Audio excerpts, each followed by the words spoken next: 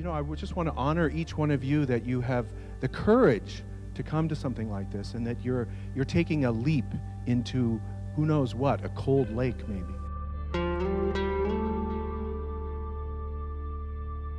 It was right up until the night before I went. I wasn't going. I had said, I'm not going. I can't do that. I don't need that. I will deal with it. I can't take the time. And my girlfriend called me, and it was literally 11 o'clock at night, the night before, and she said, you have to go. You have to go to this. I like to begin by really acknowledging that each one of you brings to this weekend a tremendous amount of lived experience and deep wisdom. When I had the opportunity to go there, like at Brigadoon, for the full weekend, like, you know, I really wanted to do that. Every woman that was there, even though they shared the commonality of breast cancer, their own stories were all different. And I said, well, I don't want to. I'm tired. I don't want to go. She said, you're making excuses. You need to go. And I'm like, I'll go. And I'm so glad I did. Each of us has within our heart, we have this vast kind of resource of compassion and love and kindness and real wisdom about healing. And so this weekend is really about learning how we can access the wisdom that we have about our own healing journey by quieting ourselves down a little bit, about coming into a retreat. So we call this the Skills for Healing Weekend Retreat.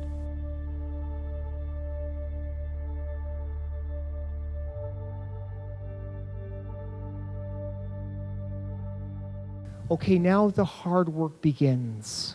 What I'd really like you to do is to talk about what's been most difficult on your journey, right? That's where the heart is, that's where the gold is. So really go to that spot and just be yourself with that. It's been a very rough road for me, physically and mentally. It's not easy. I'm not a really positive person, and I have really learned to be positive is a must. But there's still a lot of dark days, and I deal with anxiety and depression anyway, which doesn't help me at all. I'm Rob Rutledge. I'm a radiation oncologist, which is a cancer specialist. But my passion is to actually be in support groups and to facilitate healing in people who've had a cancer diagnosis. So that's what I love to do. I mean, I love my day job too, but I really love being with a group and learning from people and connecting and facilitating that. Day job, I do psychotherapy and counseling, and I teach mindfulness-based stress reduction, helping people to look inward to solve their issues of stress in the world. And then we got together and we teach the mindfulness-based stress reduction to people in the context of cancer weekends, the Healing Circle and the Skills for Healing Weekend Retreats. I recently just met Rob and Tim and have been completely amazed with the amount of dedication and just the kindness and the heartfelt feelings and emotions that they bring to these weekends, which I think is also part of the healing. I'm also a survivor, 14 years on Monday, so so there's hope and there's life after a breast cancer diagnosis. So I'm going to introduce something that's really fun. Is that instead of clapping every time, which kind of shatters the space, we can do this sparkles. You just lift your fingers up and do sparkles. It's the kind of contemplative way to clap. Well, one of the first things that we like to do is to get people to go right to the place that's the most painful emotionally, that they've been having difficulty with their family, with their diagnosis, with whatever's going on. We ask them what's most difficult, and we go all the way around the circle the first night and listen to each person's story about what's been most difficult. My name is Rosa Brooks. I was diagnosed with cancer in 1995. When you first hear the word cancer, Because then you think about it, you know, I'm going to die. What's been most difficult for me is, one, being a new mom, and my daughter was 4 months old when we found out. And so it was, how do I be a mom, and how do I do this? How do I do this? And the reason I'm here is just to really learn to move on, because it's been 3 years and there's still days that it can be dark. So just to move on. We want to invite in the greatest difficulties, our greatest fears, because the natural human reaction is to push that away and to actually embrace it and say, this is normal, this is expected, this is how it is. Let's bring this in, let's look at it, and that's the place where healing begins. I've heard that there are young people with children, but I had yet to meet anybody. And actually going to the retreat showed me, okay, there are people just like me. And I was actually surprised and glad. I shouldn't say that, but I was like, oh, I'm not the only one. I was diagnosed January 4th of this year with breast cancer. Even to say it now, it sounds weird. It doesn't seem right. I'm 35, single mom. I shouldn't have to say that. I've been the rock through the whole thing for my kids, which blows me away that I'm sitting here crying right now, because I don't normally do this. But I think I've had to go through so much before this, that I had a stroke when I was 27. I have 2 cerebral brain aneurysms. That breast cancer I've always considered not that big of a deal. And I've played that role to my kids. I've played it really well to everybody else. And I still continue to do that, and I think that's what's going to get me through. So after 3 biopsies, a lumpectomy, I said, okay, I want them out. So I had a double mastectomy at that time. Now, when she told me I had cancer, and like Rose, I was going to die. That's what I was thinking, I'm dying. And we were driving home, and my husband was driving, and from the hospital to Porter's Lake, which about 25 minutes, that was the longest drive in my whole life. And I'm crying, and I'm thinking in myself, and I'm sorry for the expression, but that's what I was thinking. Jesus Christ, I worked my whole life, so I can have like a decent retirement. I'm like looking at my husband, and I'm thinking he's going to enjoy it with a bimbo. Right? What has been the most difficult for me was I didn't think I'd see my girls grow up, and I was terrified of that. And also the loss of control I had on my life. I've always been a very controlled person. My life runs very smoothly, very organized, and this really put a big wrench in everything. So that was really, really difficult for me. But through this whole journey, I do want to say it has also been a very positive journey for me. I never wanted to have to go through cancer, of course, but I have seen the best in the human spirit since I began my journey with cancer, and it has been wonderful. Thanks. My name is Andrea, and I'm deaf. I relapse, and there's nothing that is an interpreter to just tell me when you're, because I can't really live far away. And she also happened to be my mother.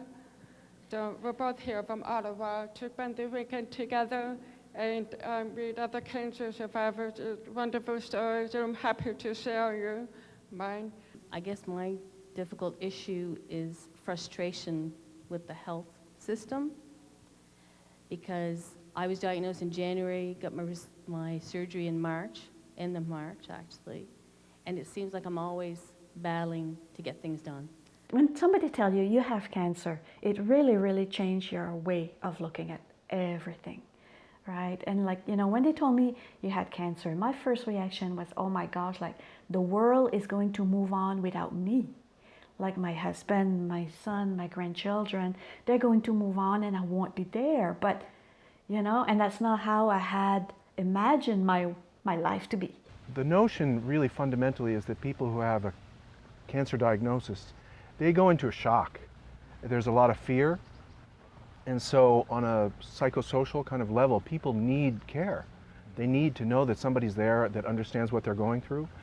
And a lot of what we do is bring people together so that they can connect with one another. To bring people together who've been affected by breast cancer, again, there's specific ideas that really influence that group of women. And so we wanted to bring them together to actually empower them, to provide them with the skills, but also the power of the weekend is actually that people meet each other and begin to recognize the strength and the resilience, not just in seeing it in others, but then they kind of recognize it within themselves. Mm-hmm. And there's a huge power in bringing people together and having that support group experience. Mm-hmm. I'm scared, but it's normal. Like the other women that go through it are scared as well. And I have hopes, and all the other women too have hopes as well. So I'm not unique. Everybody else is like me. And the whole spectrums of emotions that we go through, by the time you find out until by the time you realize, okay, I'm not dying right now, or next year, or, soon. By the time you come to realize that, there's a whole spectrums of emotions that you go through, scares and all that. And then you realize, wow, they all have been through the same thing. When I went to the retreat, I had chemo the day before I went. So I still had no idea what to expect because chemo, everybody has different side effects. And I was still learning ways to ease those, like when it comes to eating. Everything tasted like tinfoil. Ugh. But because the other girls that were there had gone through it, they said, okay, well, why don't you get some mints? Or try eating with plastic forks. And it was unbelievable. It made a world of difference. I could finally eat after that. One of the main ideas, for me at least, is to allow people to find that space within themselves where they can truly love themselves. And I think there's actually a physiology of love. Mm-hmm. I mean, you can think about physiology of stress and being upset in the fight and flight all the time. You can think about kind of relaxation and calming the body and allowing the tissue to heal. But think about the physiology of love, of care, of compassion, of gratitude. And when people get into that space, which is possible for all of us, it actually sends a signal to our body about healing and living and loving life. Earlier today, we did with Rob the setting an intention for healing for the weekend. And what I'd like this time to be for you is a little time to deepen that, personally for yourself, to spend some time by yourself and to connect with nature. The idea is that we are from this earth. We come out of this earth. And there's something about connecting with nature, it begins to kind of actually, there is scientific proof that it actually begins to slow you down and you begin to synchronize with your mother, the earth. And so what we're doing is a bit of a kind of mini vision quest. The idea of setting your intention to heal. And then while you're in nature, there's images, things come to mind, like we have this eagle here and this big fish. Things might just pop into your mind about the tree that you're looking at, or the crow, or you might just have some kind of an experience of something out in nature that is like a metaphor for your healing experience.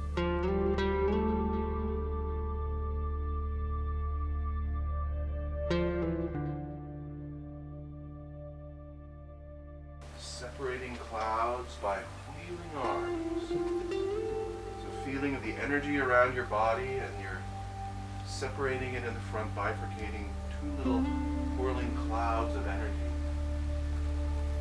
Big breath in as you come up, and breathing out as you go down. There's a focus of energy on your hand. And have a feeling that there's a rainbow all around your body. Above, below, and right through your physical body. Like a flock of wild geese.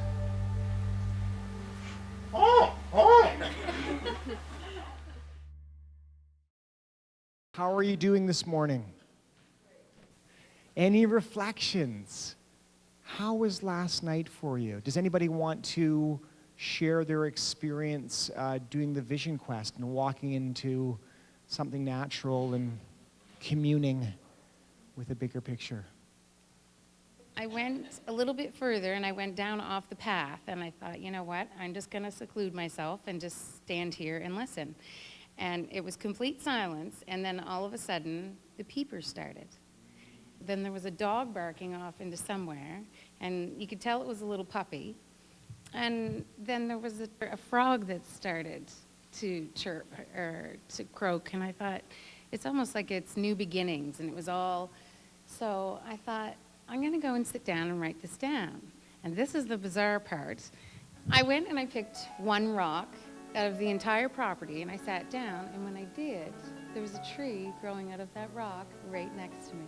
It was wild. Lovely, lovely. New beginnings. Wow. Thank you so much. Start with talking about the trigger, the tiger, the thing that upsets you in the outside world. And then the most important thing is really recognizing, how do you experience the stress reaction? What is your experience of that? My experience was with my work.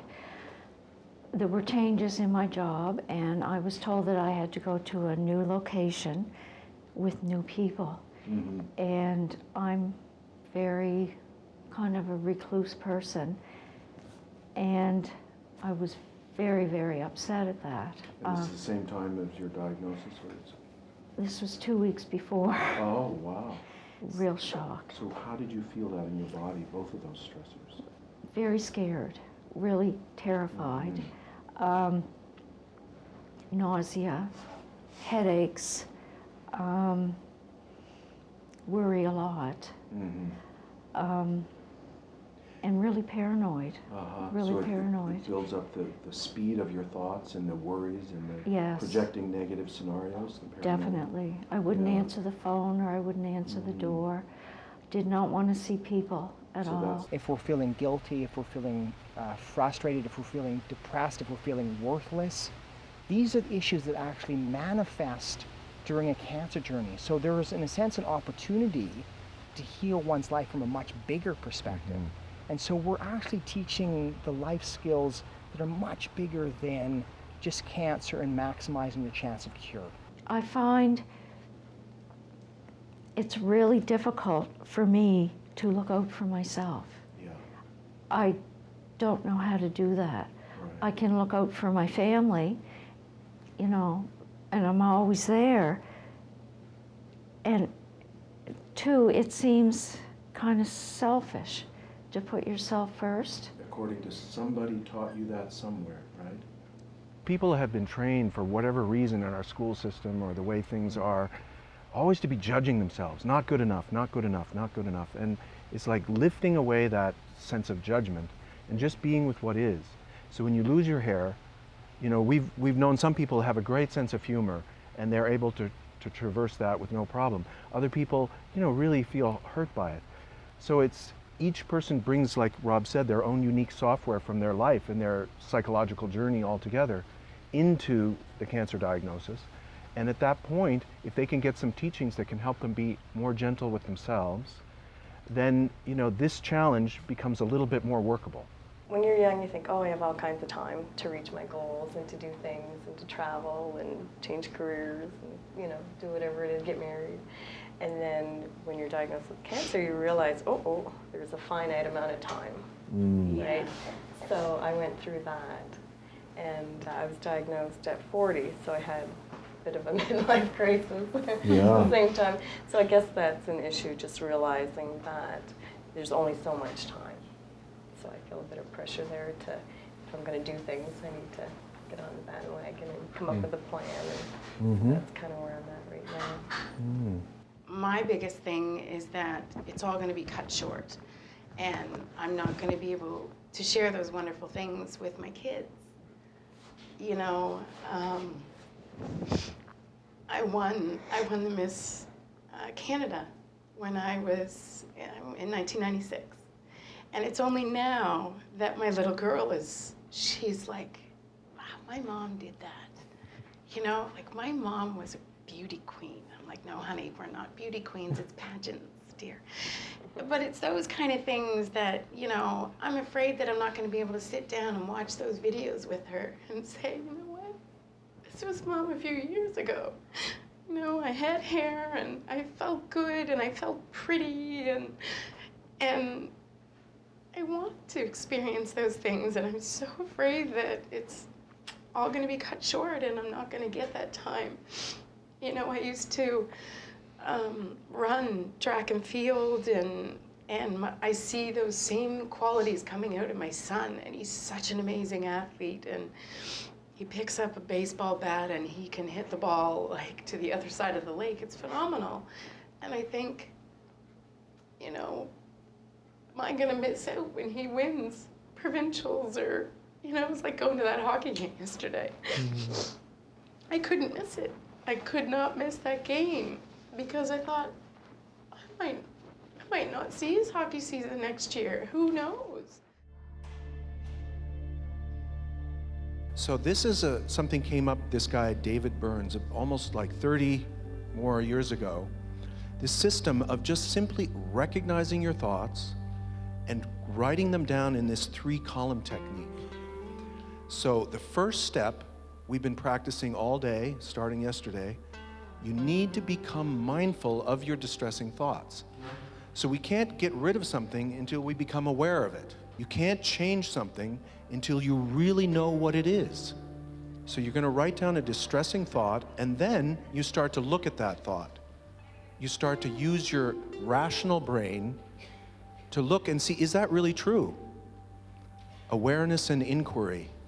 You step outside of the thought and you start to ask yourself, does it really make sense? And you ask yourself a series of questions. And then in the last step, very important, it's what we call reframing. You look at what's really true and you acknowledge the truth, and you speak to yourself in a way that's encouraging, with a positive attitude, and with kindness. Who wants to volunteer to just share some of these distressing thoughts and how we can learn to work with them? Well, the thing is, my mother-in-law, and don't get me wrong, I love her, okay?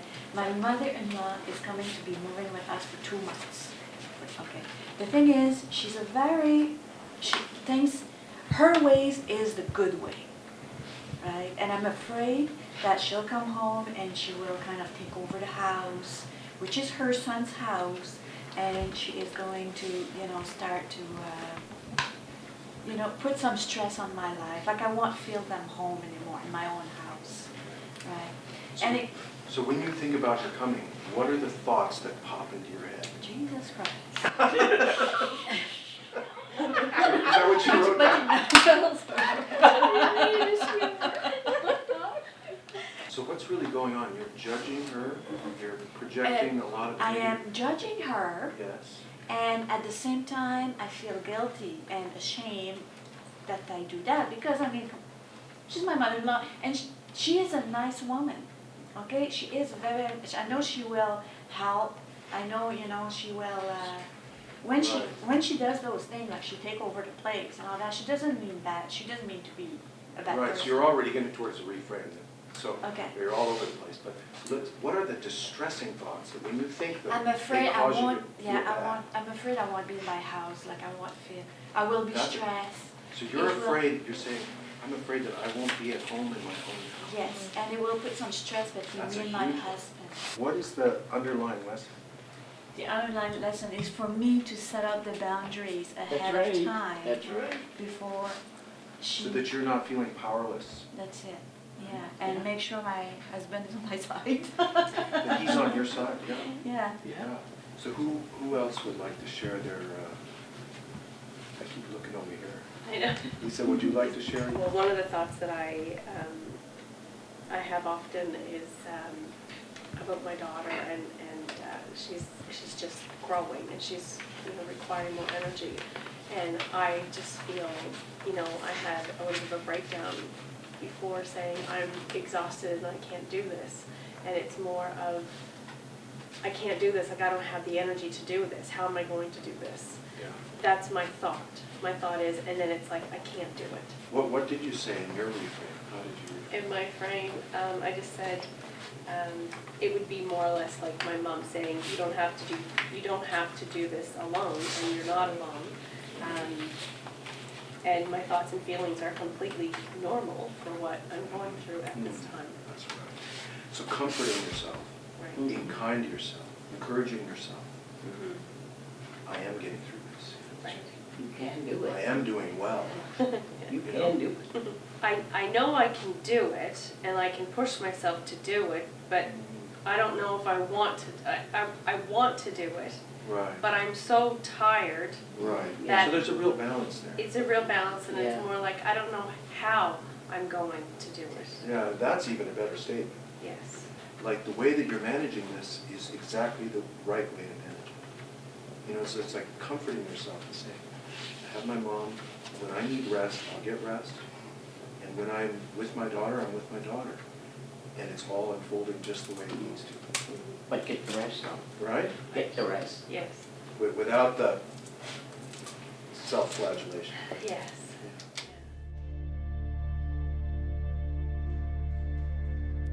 To the person on your right, the person on your left. And very quickly we have a full circle of healing, bound together, heart to heart, shoulder to shoulder. The energy is flowing around our circle and filling the circle as our heart energy passes to the person in front of you and to people all around you in the circle.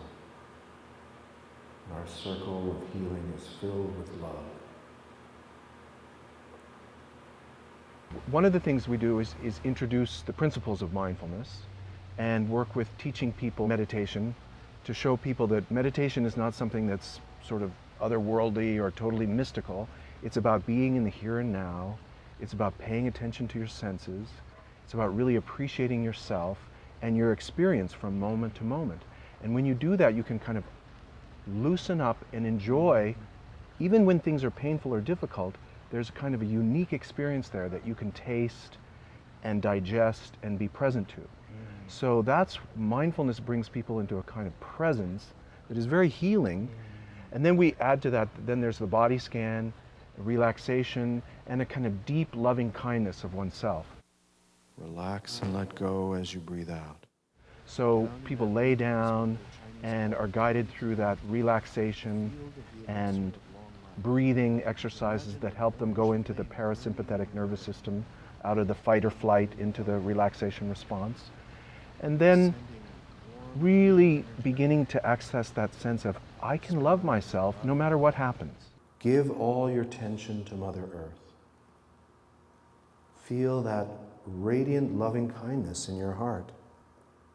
I love and accept myself exactly as I am.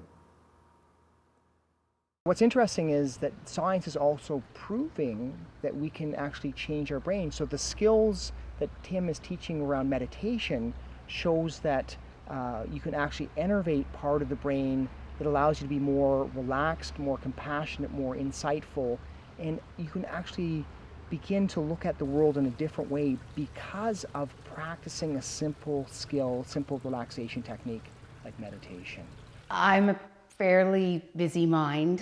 I have a hard time slowing down, and that has been my biggest hurdle through this whole thing, is to think, you know what, it's okay to go and lay down for a nap if you're tired.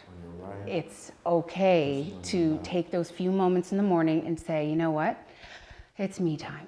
I need to wake up. I need to get myself ready emotionally for the day, and it's okay to take those few minutes for myself. Whereas before, it was wake up and go. And there's no slowing down. You don't stop to smell a coffee, or you don't stop to smell anything. You go, go, go, go, go. Sometimes it's just... I learned more dealing with stress. That was a big thing for me because I'm, well, quite a worrier, really, to the point that it really interferes with your life. And I feel that I've really come, I've made a big step in that effort. I've tried to learn to deal with today and not worry about tomorrow or next week or, well, this issue that is due in a month, what do we do about that? I don't fret about it. I'll deal with it when the time comes. Everything's okay.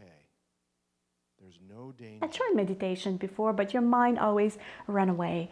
And I was thinking, well, it's okay. You know, we were told it's okay that your mind ran away. Come back, and that's it, right? Don't punish yourself because you think, you know, well, I cannot do it properly, right? Just try anyway, and eventually it will, you know, get easier and easier. And it does. I still do lots of meditation. Concerns about your loved ones. I've tried a few of the little things that I learned there, and those are the ones that I've held on to.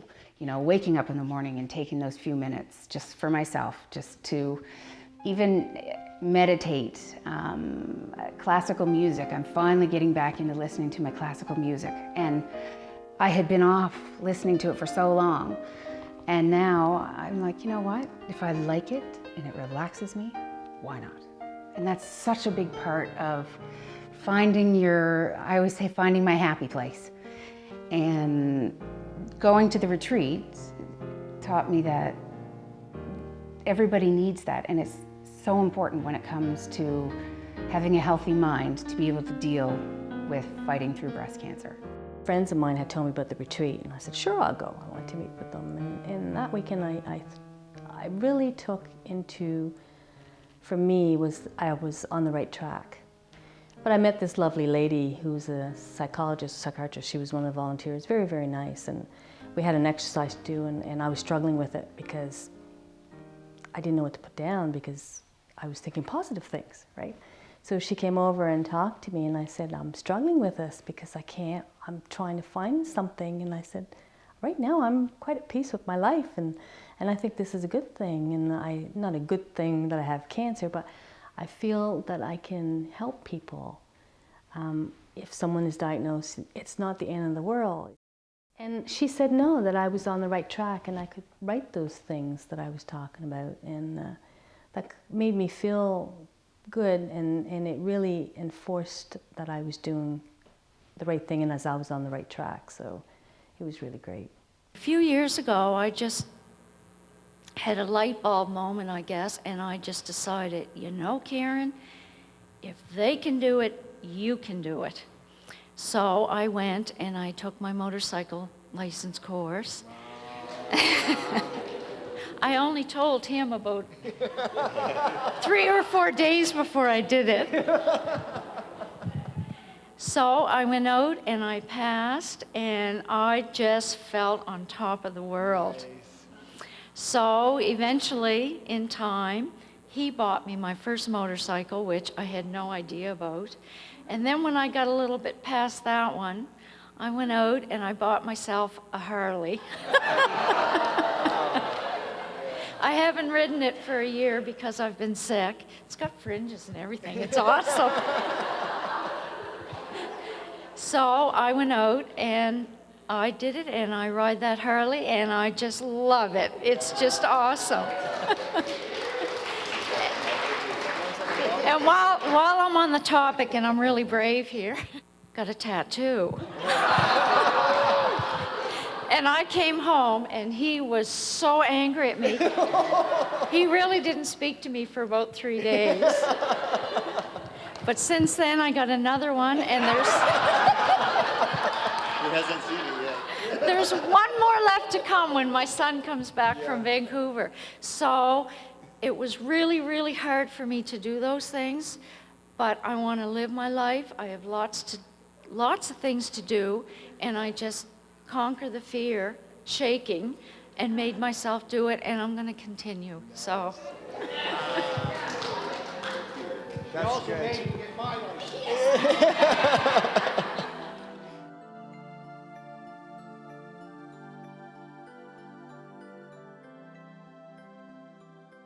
And I think that there's some connection between our fear of death and the unknown and our fear of being able to be fully alive. Because when we recognize that this life is impermanent, that we're all going to be gone at some point or other, and we're going to lose our loved ones. This is inevitable. It's a fact. When we face that fact completely, then we can soften the fear and then live life fully, because then we realize how precious this life is and that every moment is to be lived to the fullest.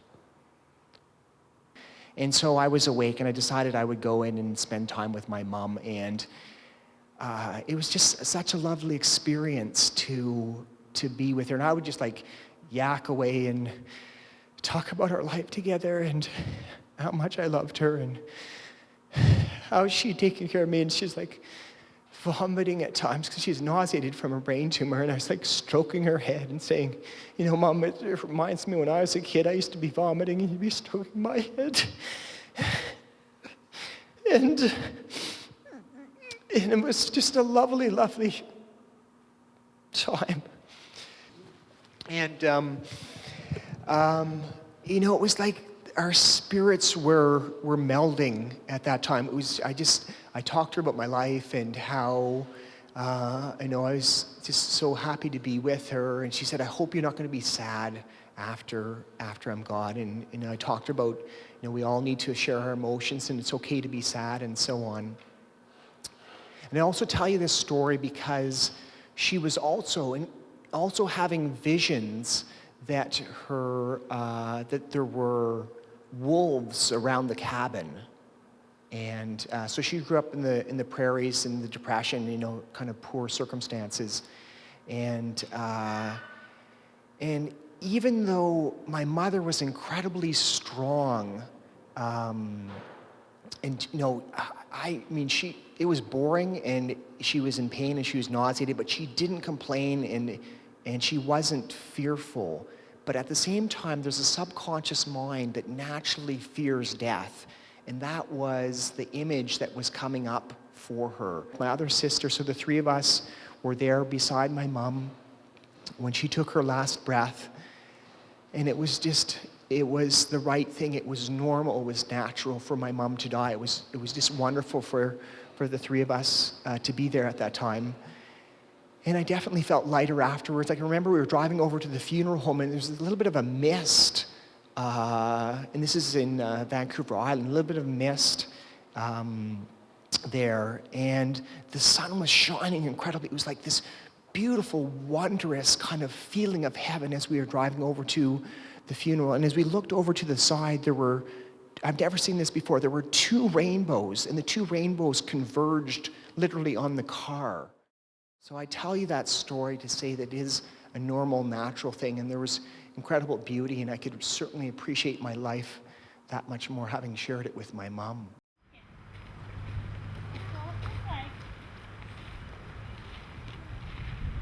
I had a reoccurrence.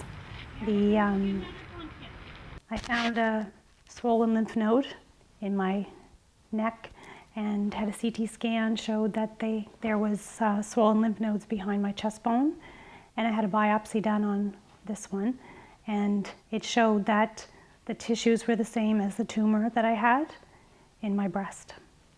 Yeah, it's more emotional this time, especially thinking of Marin. She's 19 months old today. The thought of having to maybe, do a video for her of me at this point.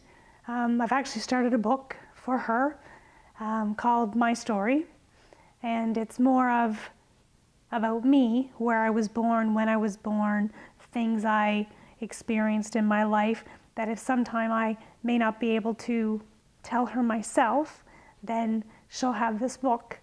It's actually given me joy in writing it, knowing that I kind of feel like I'm preparing for if that's ever happened.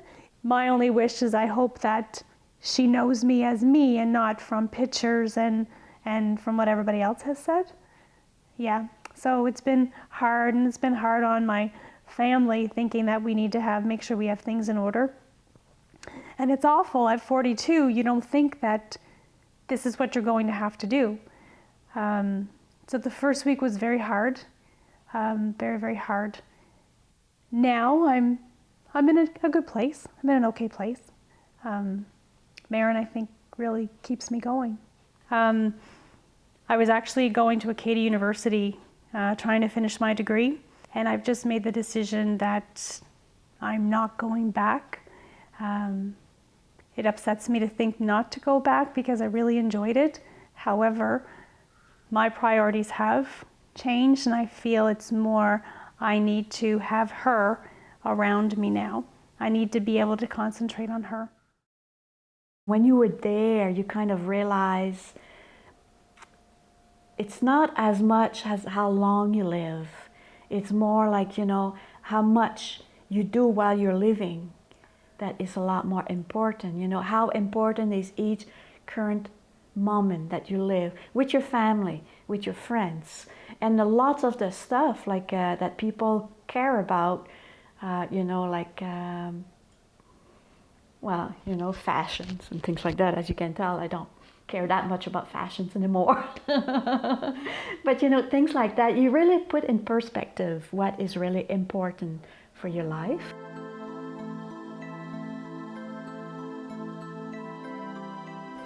Something happened is she actually found out she had breast cancer herself in the meantime.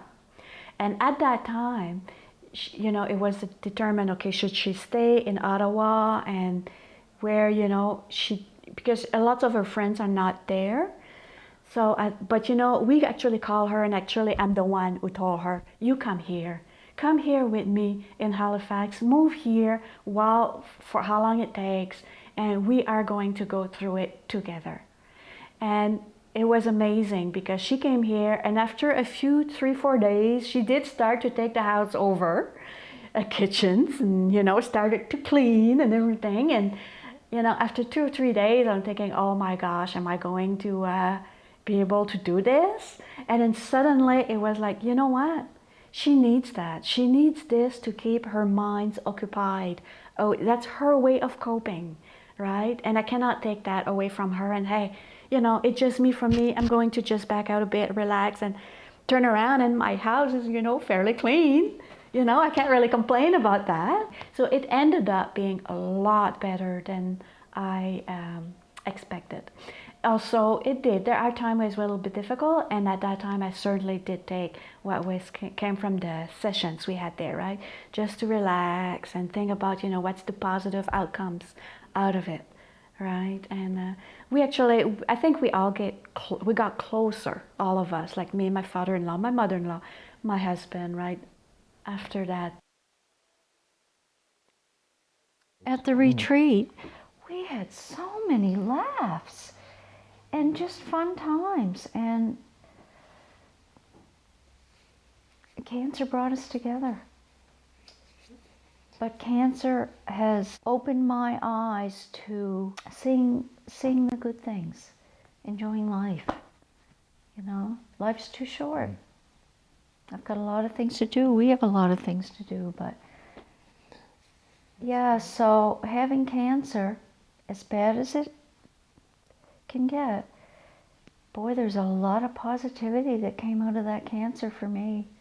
There really is, and that's an odd thing to say, but I try to appreciate things more. I try not to worry as much. I try not to dwell on things as much. And I feel good. That weekend, you know, like I said before, it was a huge part of my journey through cancer. I think I need to realize that it's okay for me to be a patient. To be able to sit and talk about breast cancer, make friends. There's a group of us that met there, and we've gone to dinner together. We're planning, there's 4 of us, and we're planning on, 2 of us from here are going to PEI to meet the other girls, and we're having a girls' weekend, and we went to dinner at the Keg. Jody and I got together with Linda and Cara from the retreat, and we went out for supper. And of course, we're all sitting around. It was a very, very hot night. And so we're sharing stories off and on, and we're like, you know, going like this, and you know, what happened here. And Anyway, so then we're all there, like some have no boob, some have one boob, and our waitress comes over and she's very voluptuous, so we're all like, mm-hmm. We're all sitting around and I was going through radiation. They're all done. And I was hot, I was having hot flashes and I had this long hair on and the girls are like, you know what, take your wig off. And I'm like, you know what, I'm going to. And I took my wig off right in the middle of the keg and sat there, and the poor waitress almost dropped her tray of drinks when she came down. And I was sitting there with no hair. Like, sorry, I was warm. And she was like, oh, wow, okay. I said, I'll warn you next time. But it's those things that, you know what, it's okay. It's like now, I can take my wig off, it doesn't matter, because I'm proud to be bald. See, it just doesn't matter. Now, well, I haven't for the past year, and that's another fear, is getting back on it. The confidence, it's going to be really hard to get back on it because of my confidence level is really down.